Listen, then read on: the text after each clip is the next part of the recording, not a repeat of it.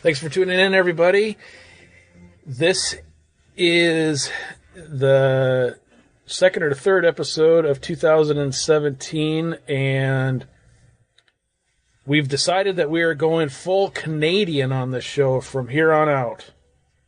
Nothing but Canadian movies. Doesn't even matter if it's horror movies. As a matter of fact, we're not even going to be talking about a horror movie this time.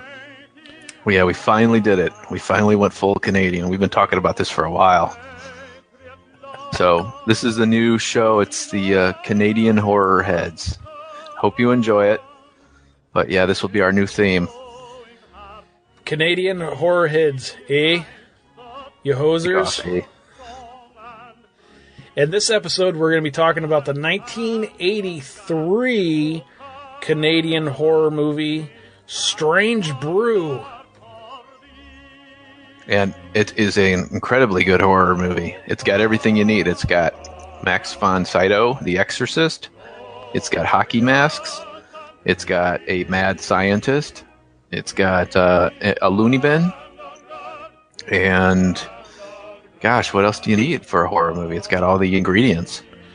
I have a list here of stuff that I wrote down for some of the horror elements of this one. So it's got beer, hockey, Yes. Yeah. murder. There is a ghost in it. Yeah. And Oh, that's right. Yep. it's Canadian. That's all the qualifications you need for a Canadian horror movie. Yep. So it's completely and totally everything's covered. Do you remember the first time we watched this together? Oh, I do not. But when I was thinking back on it the other day, I was like, man, it had to have been in like 5th or 6th grade, because I remember watching this all the time. Yeah, you and I watched this together at my place. I think I rented it. And for some reason, if memory serves me correctly, after we watched it, we took a stroll to Kmart. You know how we would like walk to Kmart through the forest? Oh, sure. And I think we went and picked up some Metal Edge magazines. I know I that's the association, that's the memory I have. I don't know if it's completely and totally true or not. That's probably true. Yeah, I remember watching it a whole bunch at your house. I remember watching it at my house. And that's kind of funny because I had picked this up on VHS a couple of months ago. And it was one of those things where when you're hunting for, it doesn't matter if you're hunting for VHS tapes or records or anything like that, when you're digging through some stuff, comic books, whatever the case might be. And it's one of those things where I was kind of going through the VHS collection at wherever I was at and come across Strange Brew. And it's one of those things where you kind of look over it at first, you're like looking for certain things, and usually I'm looking for straight up horror movies, and I'm going through to the Strange Brew, going back and see it again, and I'm like, Strange Brew.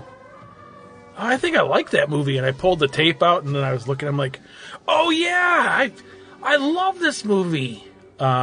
Probably since I left when I was in 7th grade, I couldn't think of another time that I had seen it. So the first time I watched it, after I first got it on VHS, it was kind of like watching it again for the first time. There's a couple of scenes where I was like, oh, when does that happen? When does this happen? But other than that, I mean, a lot of it was like, oh, that's funny, or that's cool. It's like seeing it kind of for the first time, which was kind of weird, but at the same time was pretty cool. Yeah, that's cool.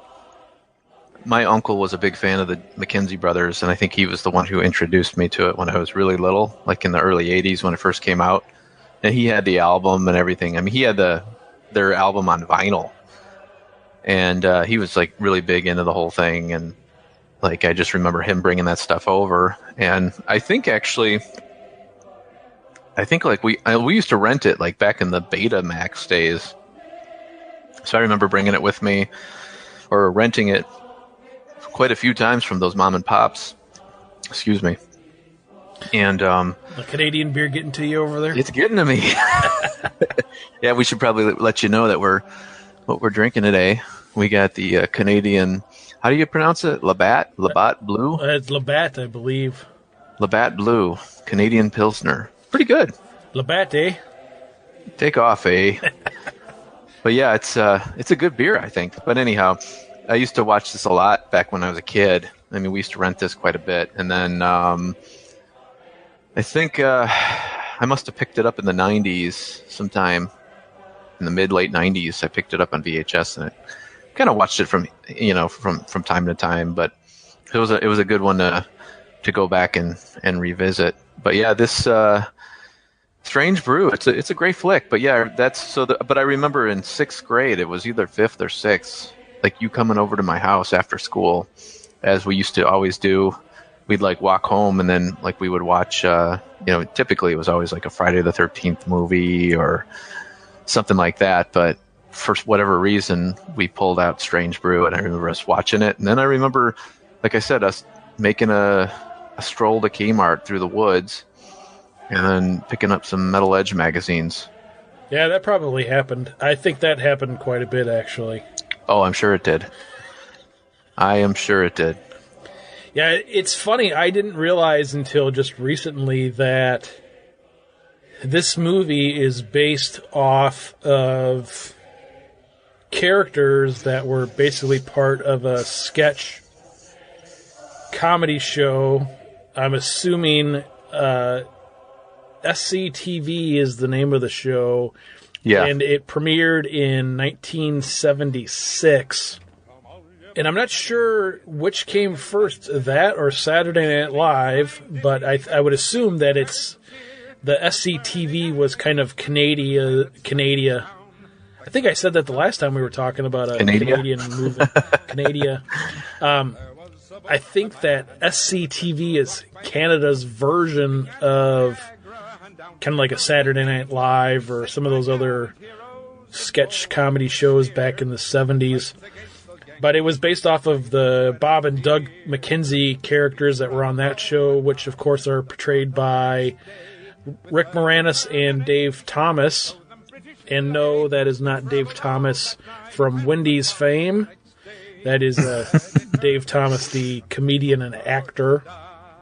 And it's kind of funny, too, because those guys actually are the ones completely responsible for this movie. So they actually even directed this movie, which was kind of funny. That's pretty cool.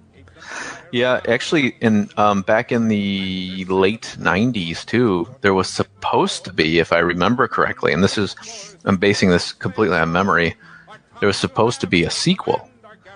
And I think what happened was, this is my theory about why the sequel never came out, because at the same time, that was when the Blues Brothers sequel came out, Blues Brothers 2000, which, if anybody had to sit through that, understood how terrible that movie was, and that you really couldn't do a sequel to a classic like the original Blues Brothers, especially without the main character. So it's like John Belushi. So I think that the McKenzie brothers probably looked at that and realized, yeah, we can't do this. We just can't. We can't do a sequel. It's not going to work out. I completely forgot about that Blues Brothers sequel. So it's horrible. Did Jim Belushi play? No, it was. I think it was Jim Belushi. Okay. I think Jim Belushi was in it, but then they also had John Goodman. He was a Blues Brother. So it wasn't even like Dan Aykroyd? No, Dan Aykroyd was in it. Oh, okay. I think Jim Belushi was in it, but then I know they got John Goodman as part of it too. So they're and then there was a kid Blues Brother, that was part of them as well. Oh, gotcha. But it was it was terribly received. Everybody across the board was like, yeah, this is not a good movie. And I remember I was excited about it, but then when I watched it on video when it came out, and I was like, it didn't work. So not to get too sidetracked off on the Blues Brothers, but the Blues Brothers, even though I know that movie was a comedy when it came out, and Dan Aykroyd and John Belushi were on Saturday Night Live, where that Blues Brothers skit kind of came from. But those two were actually good musicians, and I actually have a Blues Brothers record that's not a comedy record at all. It's like a album of songs, and it's a good album. And then I actually even have a record from maybe it's 10 years ago. So I wonder if it wasn't in kind of conjunction when the second Blues Brothers movie came out, but it's Dan Aykroyd and Jim Belushi singing songs, and that's actually a pretty good album too. Really? Yeah, it's kind of funny. I actually watched a episode of Saturday Night Live from 1978 earlier today that was hosted by the late, great Carrie Fisher, and the Blues Brothers were the musical guests. Oh, that's cool. Well, she was in the Blues Brothers. Yes, she was. Yep. That makes sense. Yep. And I don't know when the Blues Brothers came out, but it was kind of funny because they were kind of playing off of Star Wars a little bit. There was a couple of Star Wars references in the Saturday Night Live episode that I watched earlier today. Oh, okay. And it's kind of funny because this was 1978, so Carrie Fisher would have been like 21, maybe 22, depending on when it actually aired. And Bill Murray was one of the people that was on Saturday Night Live at that time. And there's a skit towards the beginning of the episode where Carrie Fisher's playing Princess Leia, and there's like a 50s beach party going on. And she comes out onto the beach, and she's wearing that white robe dress thing that she wore in A New Hope. And nice. One of the people was like, "Hey, do you have anything on under that?" And she's like, "Well, I have a bikini." And she took her bikini, or she took the robe off, and she has a bikini on underneath it. Really? And so this is pre-slave.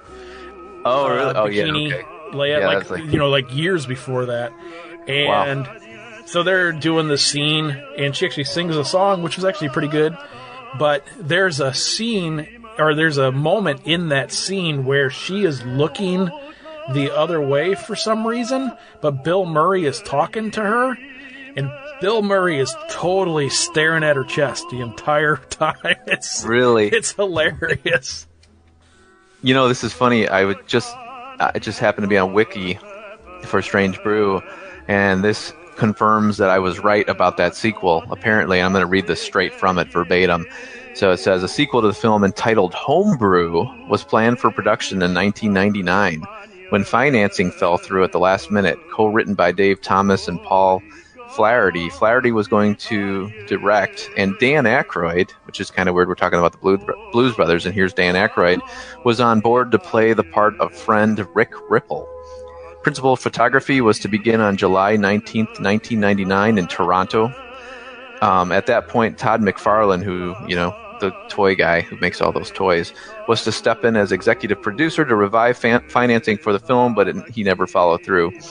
And this is kind of cool. The plot, according to Maple Palm, Dave Thomas's production company, release would feature Bob and Doug, now working as garbage men, being convinced by a fast-talking insurance salesman, who was going to be played by Dan Aykroyd, to get into the microbrewing business.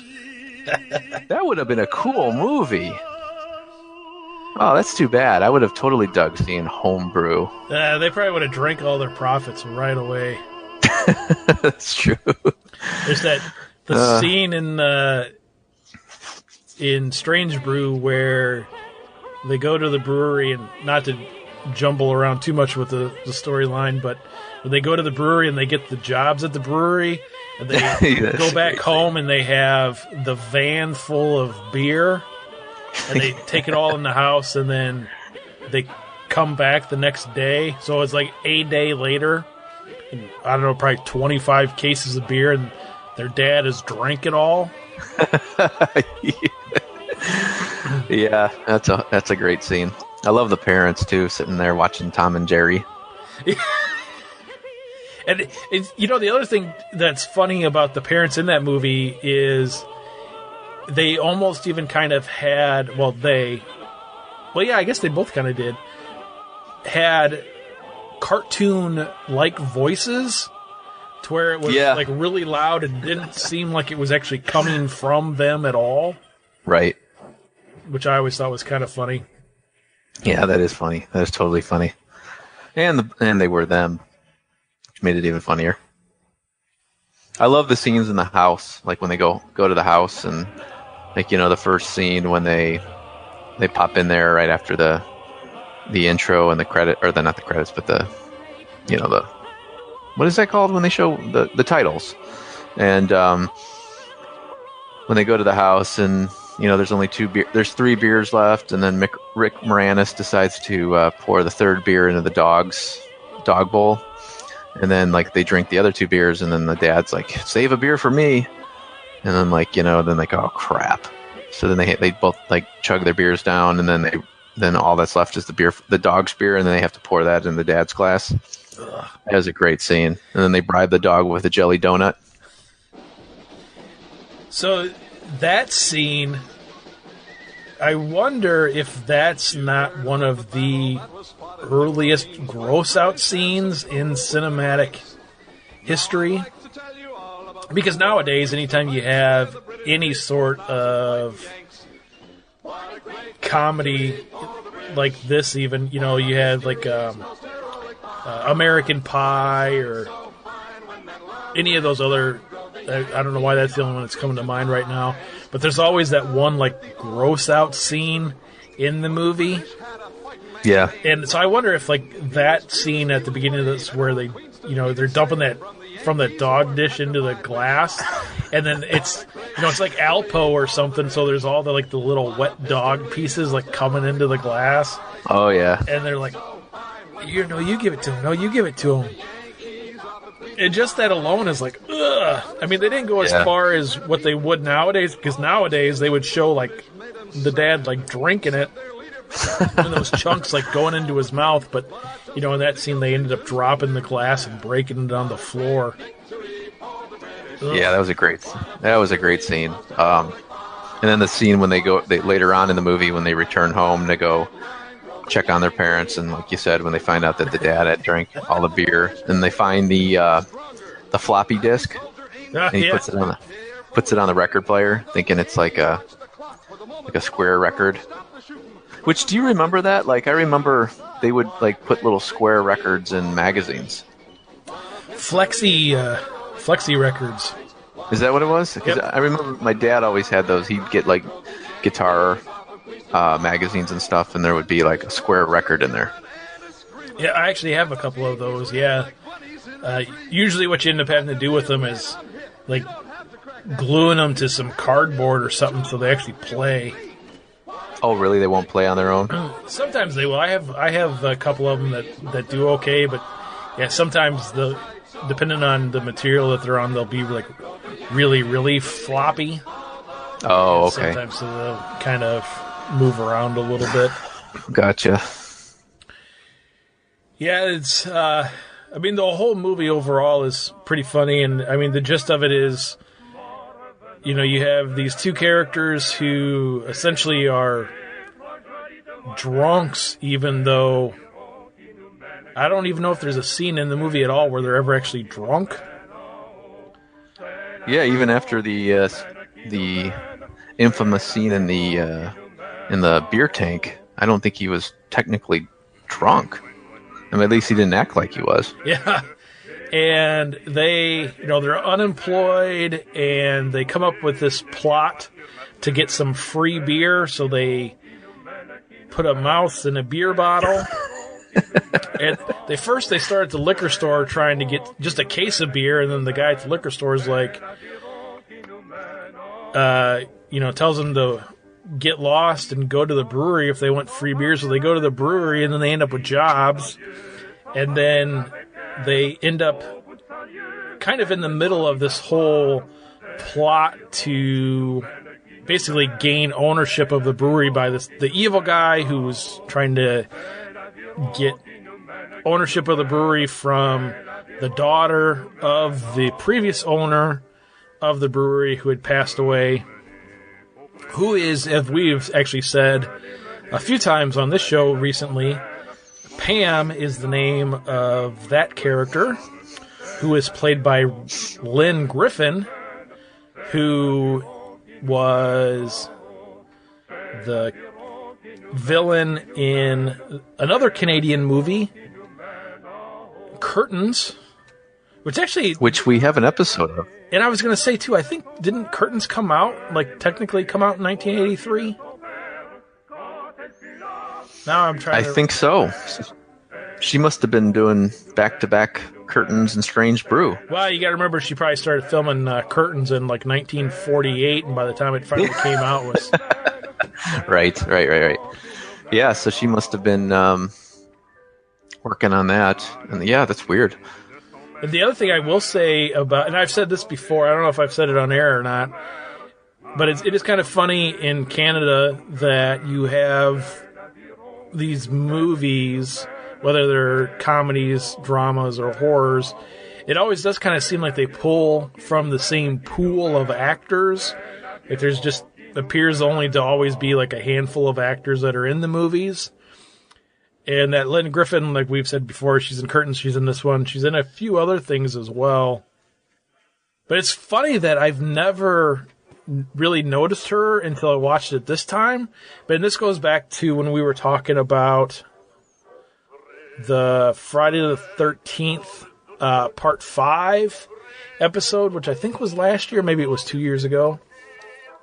And we were talking about Melanie Kinnaman and the lady who played the hillbilly mom. I can't think of her name right off the top of my head.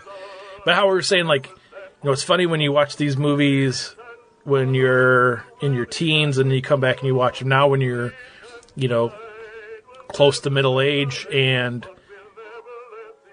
the teenagers were hot and now the moms are hot.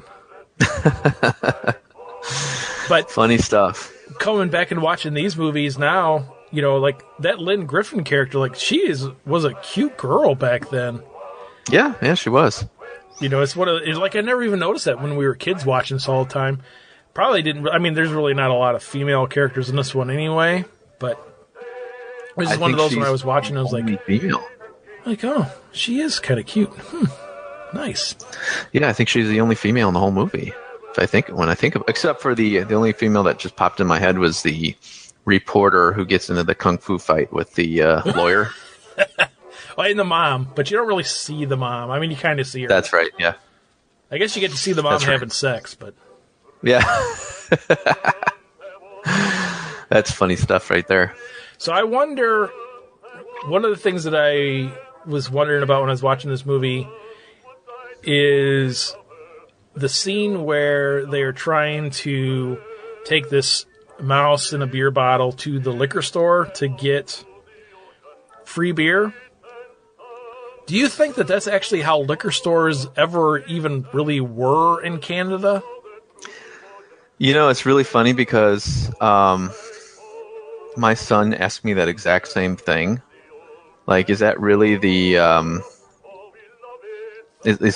there really stores like that?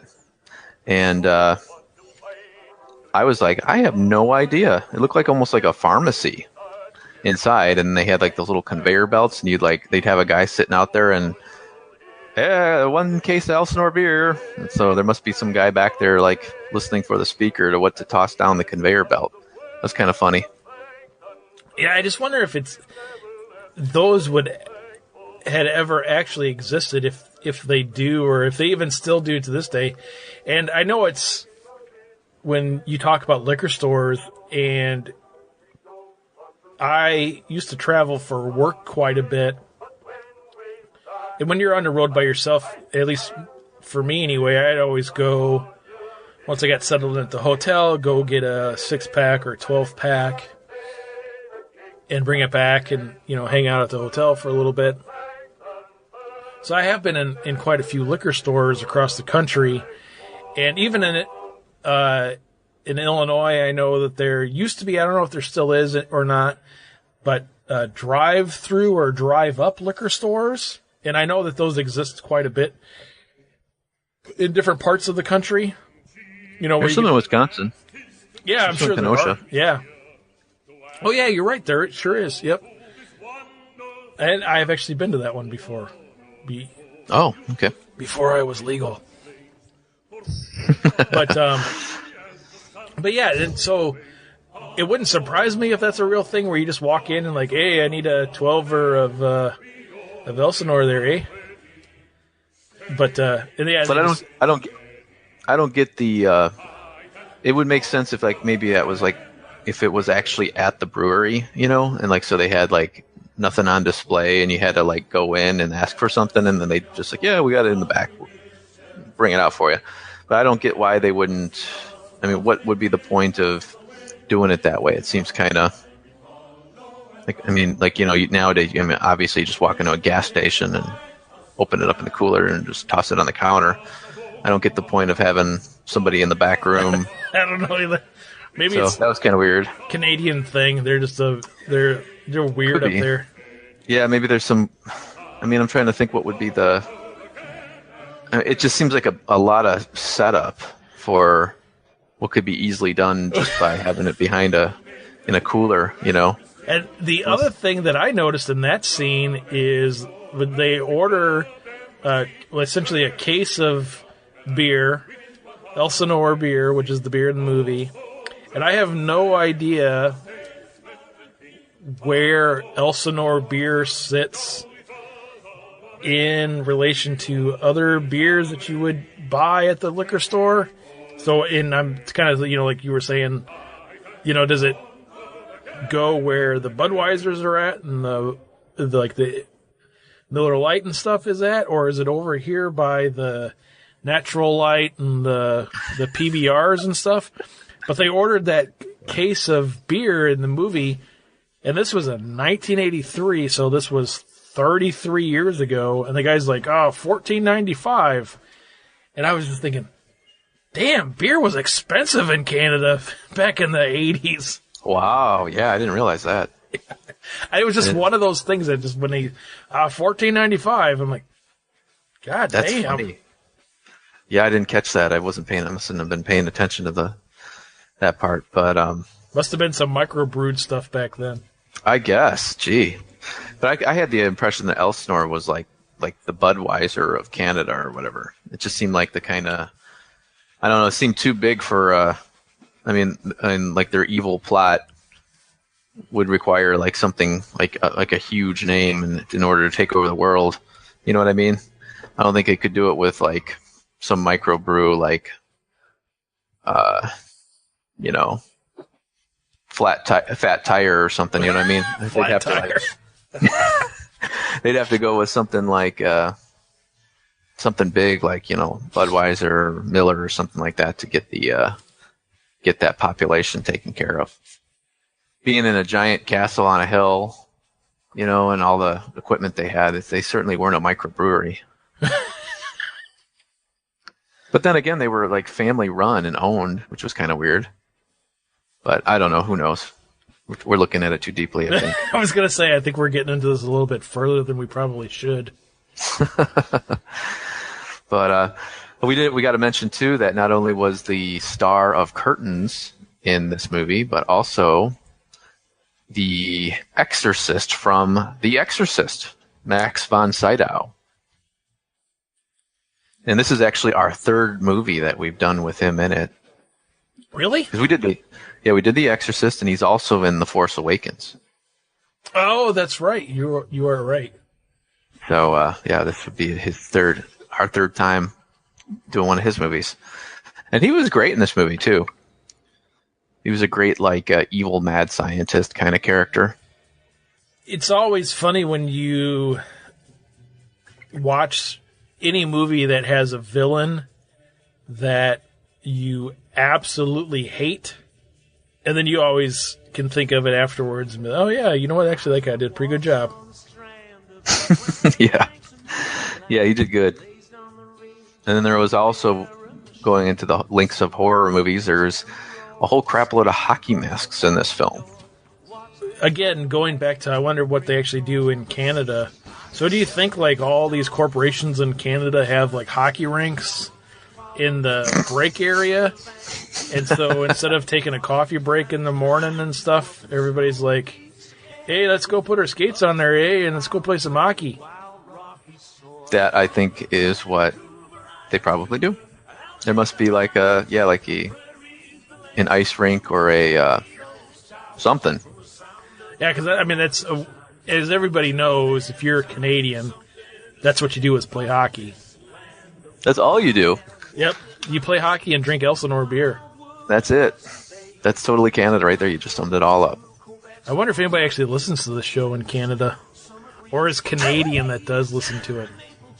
Yeah, that would be kind of a cool thing. Yeah, you gotta give us a buzz somehow. How do people contact us anymore?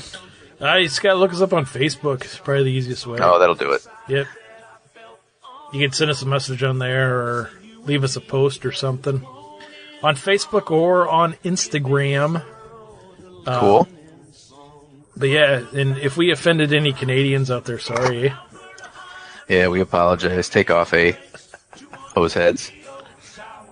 But yeah, we really dig this movie, and the theme of the show has been Canadian horror. I mean, we've got a lot, and if you look at our archives, we've got quite a bit in there. And there's some great titles in Canadian horror. My Bloody Valentine, that's one of my favorite slashers. And Terror Train, man. Gotta go with Terror Train. Gosh. Well, that's where Canada took a nosedive in their horror flicks, but anyhow. I was trying to think of the Canadian movies that we've done on this show. Well, Curtains, My Bloody Valentine. Terror Train's probably the only one that we didn't like.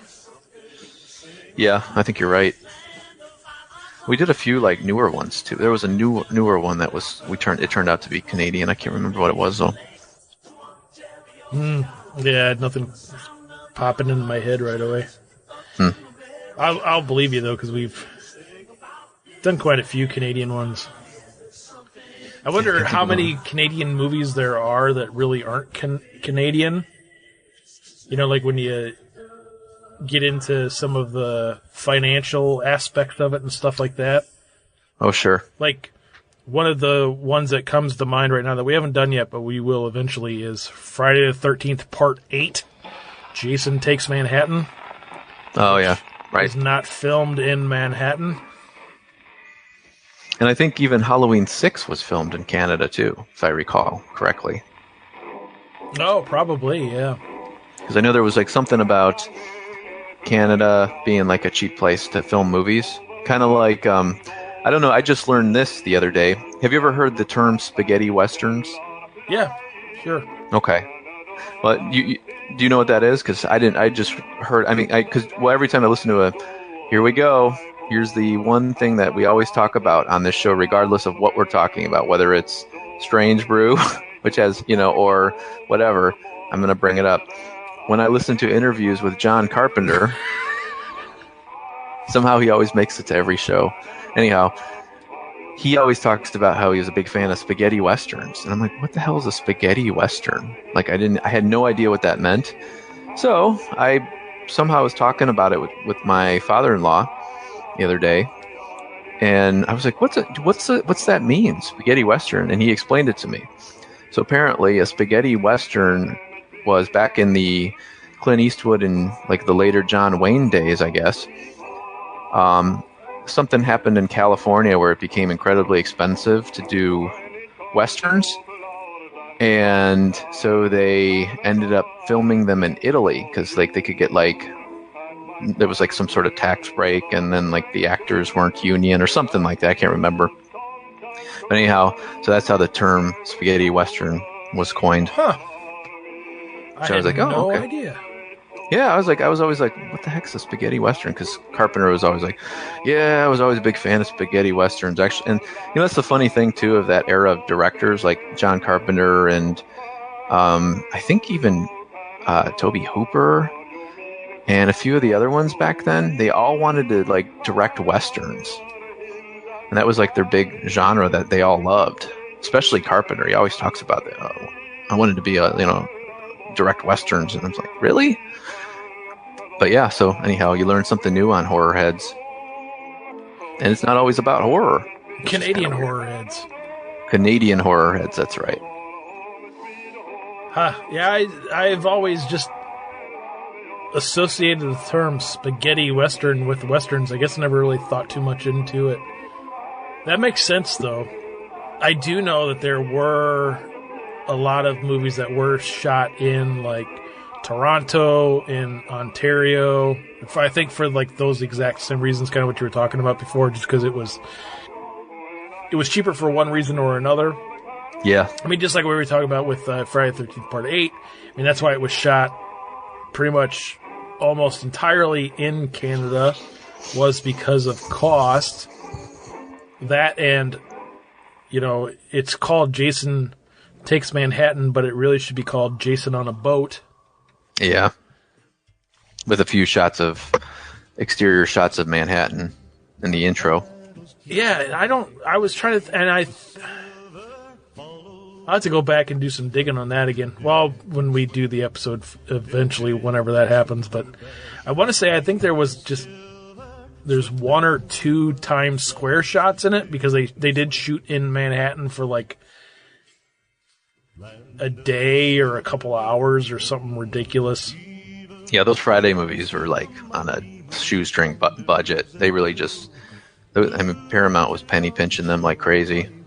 And that was Friday 8 too, was kind of part of that was where the Fridays were sort of on the decline financially.